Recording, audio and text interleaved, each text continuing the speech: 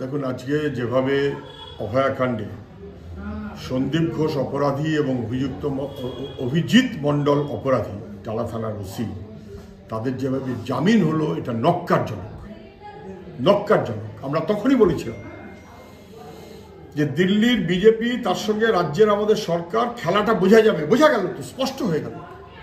যারা মনে করেছিলেন যে তৃণমূলের এই সমস্ত অপরাধ ইত্যাদি বিজেপি বুঝি তাকে খানিকটা আটকাবে, ভুল। বিজেপিকে সাহায্য করবে। কেন জামিনটা হলো?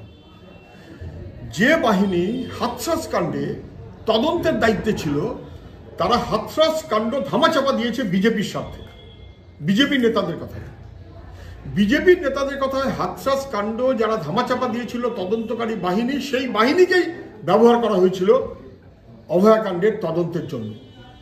এবং অভয়াকাণ্ডের তদন্ত যারা করলো, একই টিম, তারা এমনভাবেই করলো যাতে জামিনটা আজকে হয়ে গেল, যে জামিনটা হওয়ার কথা নয় কোনোভাবেই। মুখ্যমন্ত্রী যাতে খুশি হন তার মতন করে অভয়াকাণ্ডে সেই বাহিনী চললো যে বাহিনী হাথরাস কাণ্ডে প্রধানমন্ত্রীকে খুশি করেছে। না বোঝার তো কোনো কারণ নেই।